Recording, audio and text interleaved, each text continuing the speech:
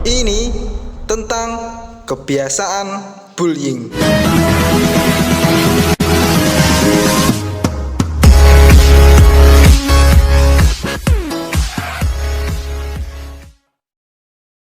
Assalamualaikum warahmatullahi wabarakatuh. Masih dengan saya Ustadz Maktum Baikuni Sahala, Guru Bimbingan Konseling Islamic International School. Kita berada di dunia konseling.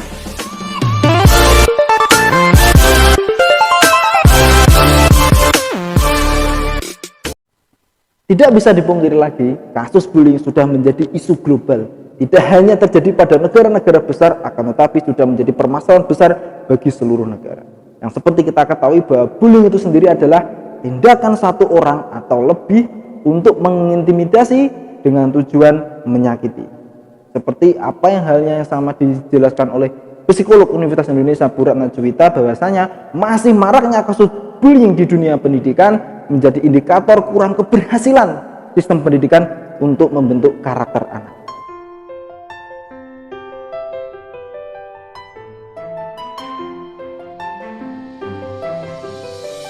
Lembaga pendidikan sangat banyak menyumbang kasus bullying.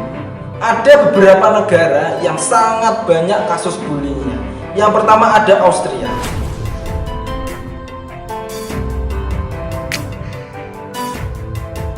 Austria, 1 dari 5 anak pernah menjadi pelaku kasus bullying. Biasanya korban di Austria lebih menarik diri dari lingkungan. Biasanya lebih menyendiri dan lebih introvert.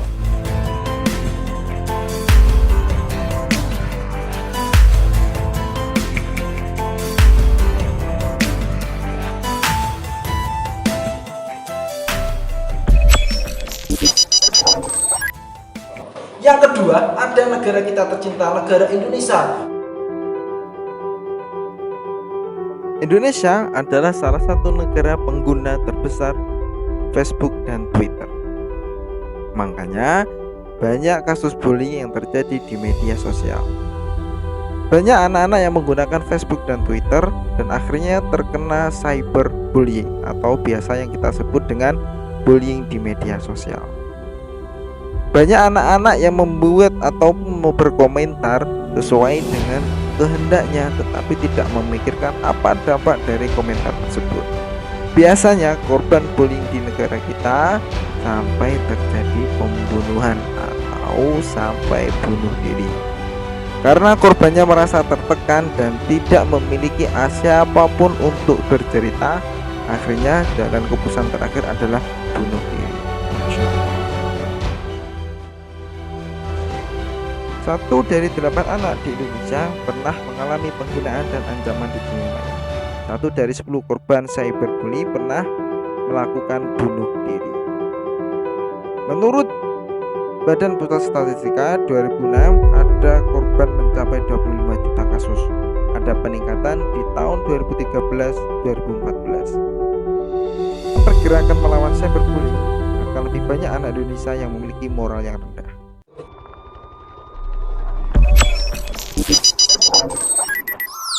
Yang ketiga ada Rusia. Bullying di negara Rusia sudah menjadi kebiasaan di penduduk tersebut. Ada yang mengatakan mereka meniru atasannya, seperti meniru nenek moyangnya seperti itu. Seperti pemimpin dahulu kala, yaitu adalah Stalin yang memiliki sifat diktator, yang sampai-sampai ditiru oleh warganya sampai saat ini. Jika seseorang memiliki kelainan seksual, dia akan terkena bully sampai dia meninggal.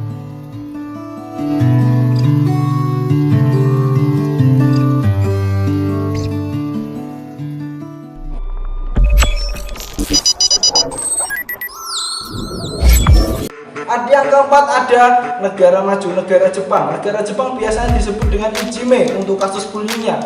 Biasanya di negara Jepang yang menjadi korban akan dikucilkan dari SD sampai perguruan tinggi.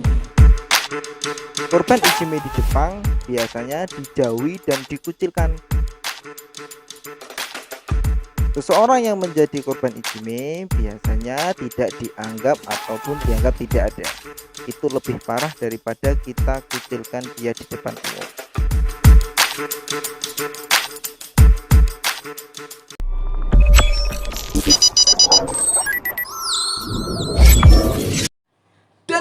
pertama ada negara maju, negara boyband, nah yaitu adalah negara Korea Selatan. Kasus bullying di negeri Korea Selatan termasuk salah satu tertinggi di dunia. Seorang pelajar yang memiliki penampilan buruk pasti akan terkena ejekan dari teman-temannya. Tidak hanya di dunia pelajar, itu pun juga terjadi di dunia kerja. Di negeri gingsang tersebut termasuk orang-orang yang memiliki kasus bullying yang tertinggi. Sampai-sampai ada yang sampai bunuh diri.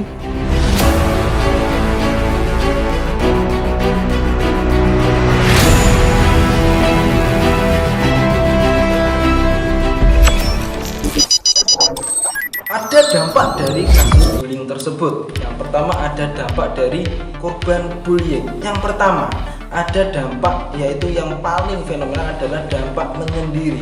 Dia akan menarik dari lingkungan dan menyendiri. Dan paling buruknya adalah dia akan menyakiti dirinya sendiri, bahwa dia tidak menerima dengan kondisi dirinya sendiri. Dan yang kedua ada dampak dari pelaku tersebut. Biasanya dampak dari pelaku bullying adalah dia tidak mudah untuk beradaptasi pada lingkungan. Yang kedua dampaknya adalah pelaku akan suka terlibat masalah-masalah di kemudian hari.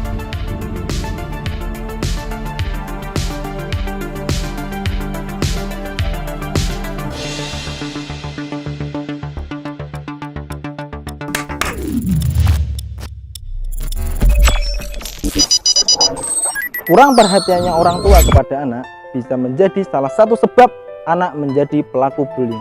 Karena yang dicari oleh pelaku bullying adalah rekognisi perhatian dari sekitarnya. Kurangnya pendidikan agama yang dimiliki oleh generasi muda saat ini menjadi salah satu pemicu bullying itu terjadi. Ajarilah anak kalian untuk sholat berjamaah, karena kita tidak tahu 5 tahun ke depan anak kita menjadi apa. Siapkan generasi muda saat ini, jangan sampai lalaikan pendidikan untuk generasi muda. Apabila manusia meninggalkan dunia, terputuslah segala amalannya, kecuali dari 3 perkara: sedekah jariah, ilmu yang bermanfaat, anak soleh yang mendoakannya. Bullying itu tidak baik. Suarakan dan ambil tindakan bergabung menolak bullying. Ini takkan pernah berakhir, kecuali kita melakukan sesuatu tentang. Saya Maktum Baikuni Sahala. Wassalamualaikum warahmatullahi wabarakatuh.